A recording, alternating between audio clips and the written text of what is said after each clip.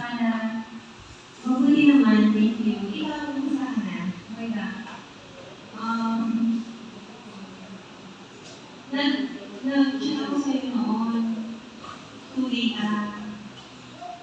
Chat kita noon, kaya lang wala ka nang reply. Bale, magtatatlong linggo na ako naghihintay ng reply mo. Dalawang araw pagkaraan ng pag-uusap natin na wala kasi yung phone ko. Kaya, pasensya ka na kung hindi ako nakapag-reply. Ay, ganun ba? Sorry sa nangyari. Okay lang. Paalala ko nga pala, Mira. Yung unang pag-uusap natin noon, naubit ko kasi na nagtago ka. Naalala ko yung mga kamag-anak mo doon. Kumusta naman sila sa nangyari doon? Salamat sa pag-uusap mo. Awan ng Diyos, okay naman sila, wala namang masaktan. Kaya nga lang, may damage yung bahay namin. Hindi na pwede yung tirahan, kaya sundo na lang kami ng tulong. Sila. Sorry sa nangyari na na. Hirap talaga ako pag gano'n. Naalala ko nga pala, yung unang pag-uusap natin noon, meron akong mga na-share sa'yo na testo mula sa media na mga patunay o mga palatandaan na nabubuhay na kayo sa mga huling araw. At alam mo ba na isa pa sa mga tanda ay ang lindol.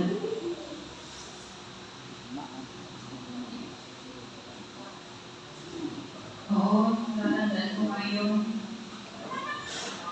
Nung isa pa, yung gawin ko sa'yo, tungkol sa lindol, naka-record yan sa Mateo 24 verse 7. Gusto ko i-share sa'yo ito. Meron akong na-upload na Bible dito sa phone ko. Gusto ko sana ikaw kung magbasa.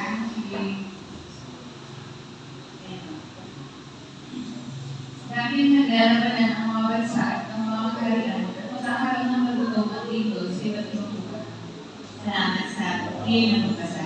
So, nasilip mo, Hira, nabanggit dyan ang lindol sa iba't ibang lugar. So, di ba nung July, nangyari ng lindol sa inyo. Tapos, dito lang sa Venezuela naman, sa Japan, at iba pang mga lugar dito sa Asia. Kaya maliwanag ang mga lindol, isa pa yan sa katukarang kulang. Na talagang nabubuhay na tayo sa mga huling araw. At sinasabi nito sa atin sa Lucas 21 verse 31 na kapag nakita ninyong naligalig mga ito, makakatiyak kayong malapit na ang kaharian ng Diyos. Ipinapaliwanag ng Biblia na itong gobyerno sa langit ang kaharian ng Diyos at si Jesus Cristo ang hari. Ang kaharian ito ay tinuturo ni Jesus sa mga tagasunod niya na dapat nila ipag-aralin. Wow, sa akin kaya.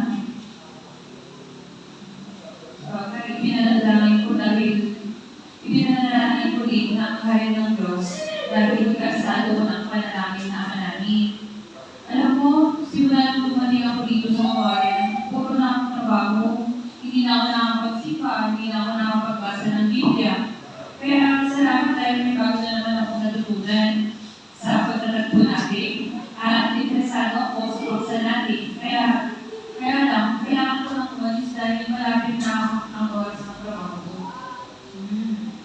Isa na pala ng lihat na ibahagi sa iyo ang salita ng Diyos. Lagi ang ipin sa atin kumalalan ng katotohanan mula sa Biblia. Kaya, pwede mo kuha ulit ang contact number ko kasi meron ka ng bagong phone. Para siya pwede kita next time kasi gusto ulit kitang makausap tungkol sa paksa natin dito. Ito nga pala ang contact number ko. Ito naman ang sa akin. At may bago akong part-time committee doon, 3 p.m. Kahit di isang lakad ko. Kaya pwede tayo magkita dito sa coffee shop ulit. Sige. Medyo malayo sa amin, pero sige.